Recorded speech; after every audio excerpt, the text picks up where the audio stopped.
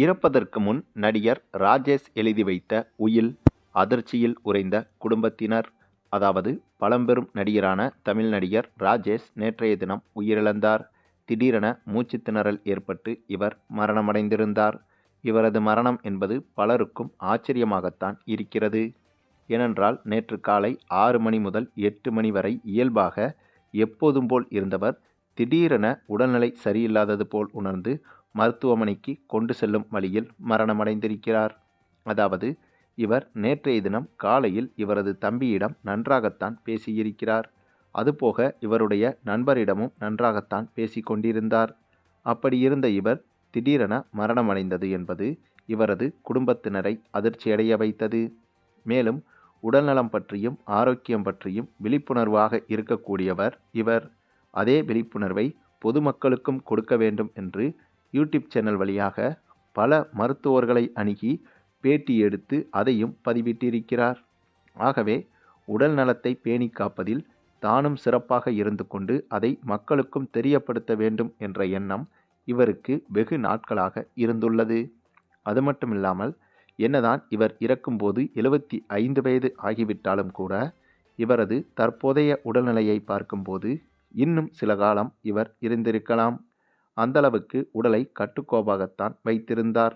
அதுவும் இவர் இறப்பதற்கு முன்பு இவர் 2 ஆசைகளை எப்படியாவது நிறைவேற்றிவிட வேண்டும் என்று இவரது நண்பர்களிடம் பேசியிருக்கிறார். அதில் ஒன்று, இவருக்கு படங்கள் இயக்கத் தெரியும். அதாவது இவர் நடிகராக இருந்தாலும் கூட இவர் இயக்குனராகவும் இருந்தவர். ஆகவே நடிகர் கமலஹாசனை வைத்து இவர் ஒரு படத்தை இயக்க வேண்டும் என்று பல நாட்களாக ஆசைப்பட்டவர். அப்படி ஒரு முழு படத்தையும் இயக்க முடியவில்லை என்றாலும் கூட ஒரு படத்தில் ஒரு சீனையாவது கமலஹாசனை இவர் இயக்க வேண்டும் என்று ஆசைப்பட்டவர். மேலும் ஏதேனும் விளம்பர படங்களையாவது கமலஹாசனை இயக்க வேண்டும் என்றும் ஆசைப்பட்டிருக்கிறாராம் இவர். ஆனால் அந்த ஆசை கடைசி வரை இவருக்கு நிறைவேறாமல் போய்விட்டது.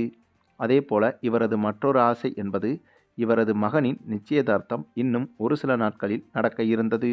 ஆகவே தன்னுடைய மகனின் திருமணத்தை பார்ப்போமோ இல்லையோ, ஆனால் நிச்சயதார்த்தத்தை பார்க்க வேண்டும் என்று இவரது நெருங்கிய வட்டாரங்களில் கூறியிருக்கிறார். ஆனால் அதுவும் இப்போது நடக்காமல் போய்விட்டது. அதே சமயம் இவர் பொது சேவையிலும் ஈடுபட்டவர். குறிப்பாக இவர் இறப்பதற்கு முன்பாகவே இவர் சொத்தில் சில பகுதிகளை கருணை இல்லங்களுக்கு எழுதி வைத்திருக்கிறாராம் இவர். இந்த தகவல்தான் இவருடைய குடும்பத்தினரை மேலும் மேலும் அதிர்ச்சியடைய வைத்துள்ளது. இப்படிப்பட்ட சமூக பொறுப்பும் பாசமும் உள்ள ஒரு நபர் தங்களை விட்டு பிரிந்தது என்பது இவரது குடும்பத்தினரை மேலும் மேலும் கவலையடைய செய்திருக்கிறது.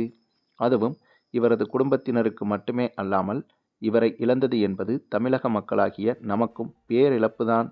இவரை பற்றி சாதாரண பொதுமக்களுக்கு நிறைய விஷயம் தெரிந்திருக்க வாய்ப்பில்லை என்றாலும் இவர் தமிழை மிக தெளிவாக உச்சரிக்கக்கூடியவர். அதேபோல இவர் நிறைய புத்தகங்களை படித்து கொண்டே இருப்பவர். எம்ஜிஆர் இறந்த பிறகு அதிமுக 2ஆக பிரிந்தபோது ஜானகி அவர்களின் கட்சியில் இவர் இணைந்தவர். ஆனாலும் கூட கலைஞரின் அன்பையும் பெற்றவர். மேலும் இவருக்கு தமிழகம் முழுக்க நிறைய நண்பர்கள் இருக்கின்றனராம். இவரது பேச்சு என்பது அவ்வளவு அறிவுபூர்வமாக இருக்கும் என்பதால் இவரிடம் பேசினாலே இவரை நட்பாக்கிக் கொள்ள பலரும் விரும்புவார்களாம். அந்தளவுக்கு ஒரு சிறந்த மனிதரைத்தான் இப்போது இவரது குடும்பத்தினரும் இழந்திருக்கிறார்கள். அதேபோல தமிழக மக்களாகிய நாமும் இழந்திருக்கிறோம். சரி, நீங்கள் சொல்லுங்க, இப்படிப்பட்ட மனிதரின் இழப்பை பற்றி உங்களுடைய கருத்துக்களையும் கமெண்டில் தெரிவிங்க.